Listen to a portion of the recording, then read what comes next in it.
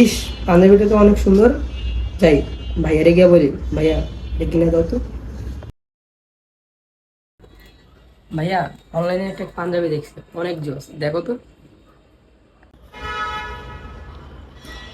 সুন্দর। আমাকে কিন্তু কিনে দিতেই হবে, আমি বললাম। ঠিক আছে। এখন পাঞ্জাবি কি দরকার?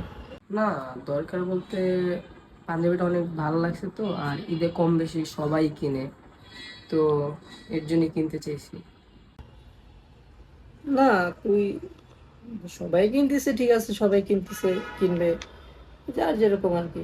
তুই তুই কি কিনতে যাচ্ছিস? তোর কেনাটা কি খুব দরকার? না, আসলে আমার সব ফ্রেন্ড সার্কেলে কিনছে তো, তো আমাকে জিজ্ঞেস করছিল, আমিও বলছি কয়েকদিনের মধ্যে আমি কিনবো, তো এর জন্যেই। আচ্ছা, দেখি আমি কি করা যায়, দেখি। আচ্ছা, দেখি তোর কত টাকা লাগবে। প্রাইস প্রাইস 2-2.5 হাজার টাকা হবে। ও, 2,000 না? হুম, আচ্ছা, ঠিক আছে, আমি দেখতেছি। যাক, ছোট হয়ে তো বইলা গেল, ওর পাঞ্জাবি লাগবে। এখন কি থেকে আনি টাকা বুঝতেছি না। না দিলাম বাবারে, নিজেরটা তো বাদই দিলাম, ছোট ভাইয়ের তো কিছু কিনে দেওয়া লাগে। কারে ফোন দিই, কাকে বলে টাকা করতে আনি, বেশ সময় টাকাও নাই হাতে।